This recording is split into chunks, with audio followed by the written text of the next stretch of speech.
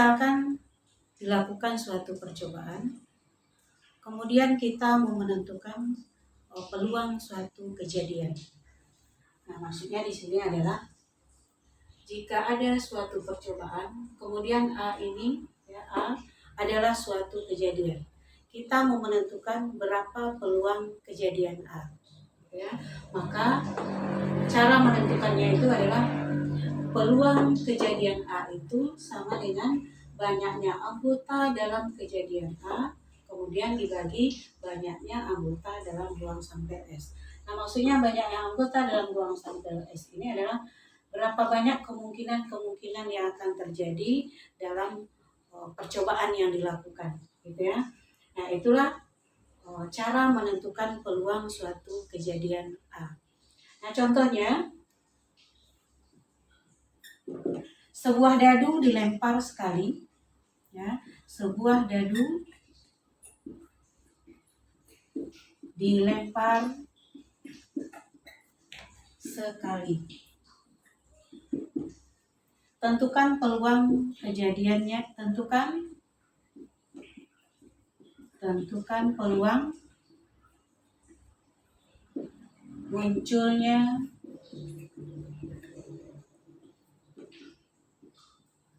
bilangan genap. Nah, jadi ini percobaannya adalah sebuah dadu, ya, dadu itu sisinya ada 6, gitu ya. Nah, sebuah dadu dilempar sekali, tentukan peluang munculnya bilangan genap. Jadi di sini S-nya adalah, ya, S-nya adalah kemungkinan apa saja yang akan muncul ketika sebuah dadu dilempar. Maka kemungkinannya itu muncul mata dadu 1, bisa saja yang muncul mata dadu 2, mata dadu 3, mata dadu 4, mata dadu 5, atau mata dadu 6. Ya, maka semuanya banyak anggota dari ruang sampel itu adalah 6. Kemudian selanjutnya A itu adalah ketika sebuah dadu dilempar, yang muncul adalah bilangan genap. Maka banyaknya bilangan genap itu semuanya ada, maka yang akan muncul itu bisa 2, bisa 4, bisa 6. Nah, maka mata dadu 2 maksudnya mata dadu 2, mata dadu 4, atau mata dadu 6. Maka banyaknya kejadian munculnya mata dadu yang genap. Semuanya ada 3. Maka peluang kejadian munculnya bilangan genap. Berarti yang ditanya adalah PA. Maka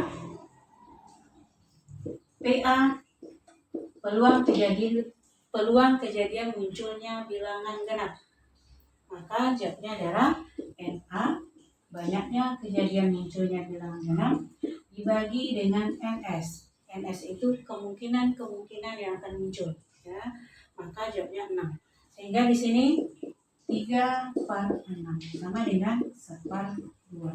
Jadi peluang munculnya bilangan genap ketika sebuah dadu dilempar adalah setengah.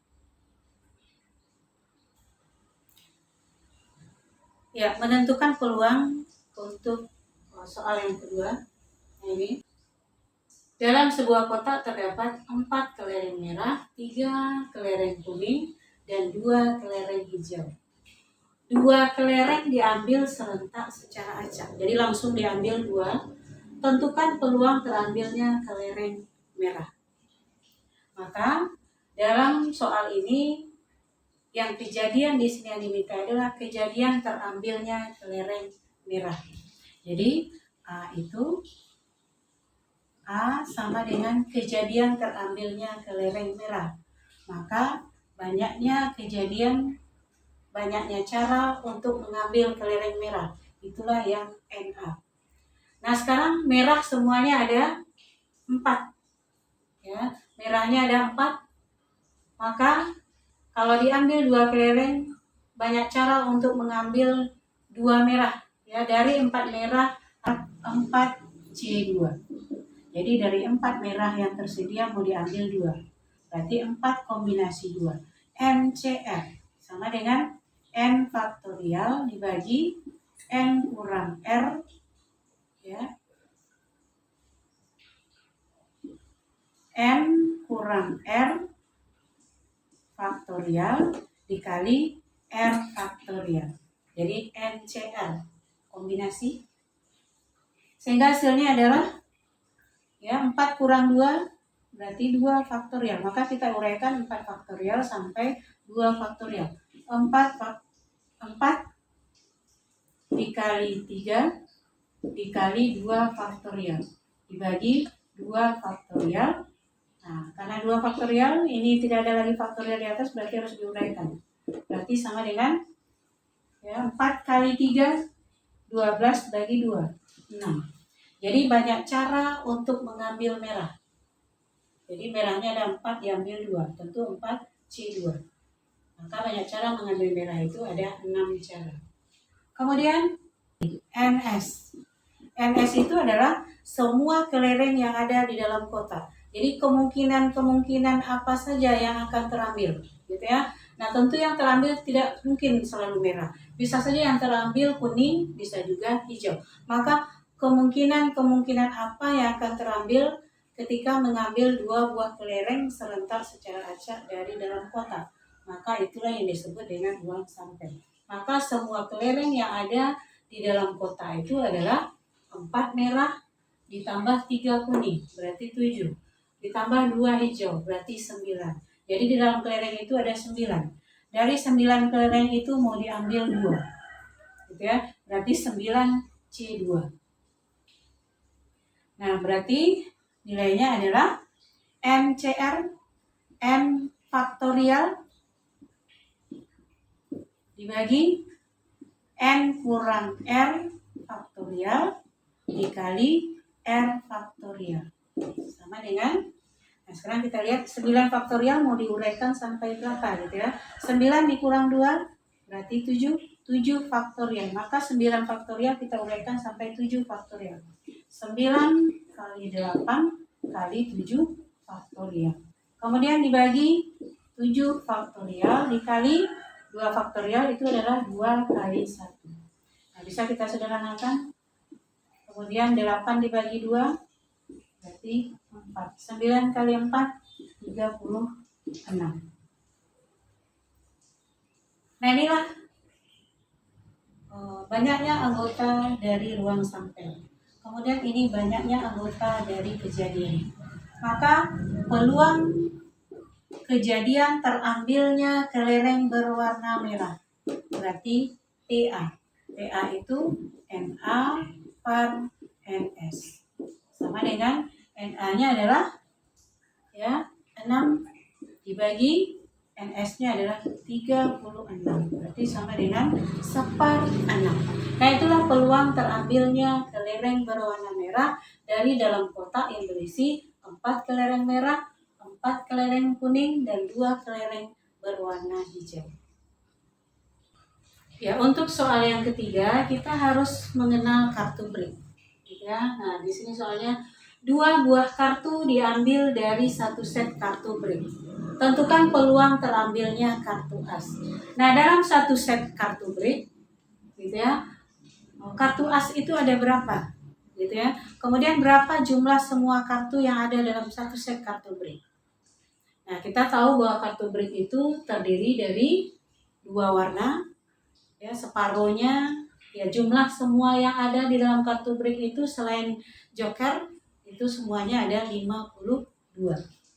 Nah, kemudian gambarnya, warnanya ada 2, warna merah sama warna hitam. Separuhnya berwarna merah, berarti 26 berwarna merah. Kemudian 26 lagi berwarna hitam. Kemudian gambarnya ada 4. Ada gambarnya itu berlian, kemudian hati, selanjutnya keriting, kemudian sekop, gitu ya. Nah, kartu as itu untuk masing-masing gambar ada 1. Jadi kartu as itu semuanya dalam 1 set kartu break itu ada 4. Nah, berapa peluang terambilnya kartu as?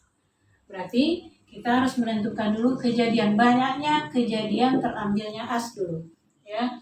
Terambilnya as itu kalau as semuanya ada 4 diambil 2. Maka banyak cara untuk mengambil as itu adalah 4C2. Berarti 4C2 NCR. N faktorial dibagi N kurang R faktorial, kemudian dikali R faktorial. Sama dengan 4 kurang 2, 2, berarti kita uraikan 4 faktorial sampai 2 faktorial. Kemudian dibagi 2 faktorial. Kemudian ini karena faktorial ada di atas, maka kita uraikan 2 kali 1. Maka hasilnya adalah 2 faktorialnya disederhanakan, 4 bagi 2, 2 kali 3, 6. Jadi banyak cara untuk mengambil as itu, ada 6 cara. Jadi kalau kita mengambil 2 kartu, kemudian kemungkinan apa saja yang akan terambil. Nah itulah yang banyak dari ruang sampelnya. Nah karena kartu brick itu tadi jumlahnya 52, ya, maka dari 52 itu mau diambil 2. Maka banyak cara untuk mengambil 2 kartu dari 1 set kartu brick. Berarti ini bisa saja terambil as gitu ya. Jadi peluangnya berapa semuanya, berapa kemungkinan yang akan terambil itu. Tentu dari 52 mau diambil 2. Maka jawabannya adalah NCR. N faktorial dibagi N kurang R. 52 kurang 2 faktorial dikali R faktorial.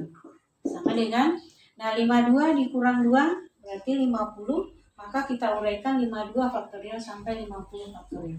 52 kali 51 kali 50 faktorial dibagi 50 faktorial, kemudian dikali, nah diuraikan 2 kali 1. Sehingga kita sederhanakan, ini, kemudian 52 dibagi 2 berarti 26.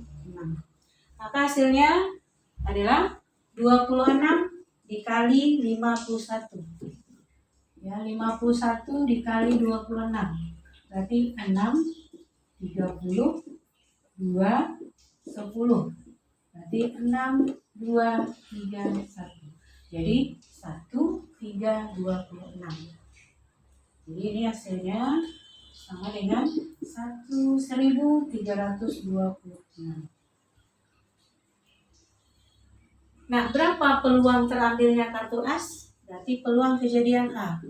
PA sama dengan NA per NS.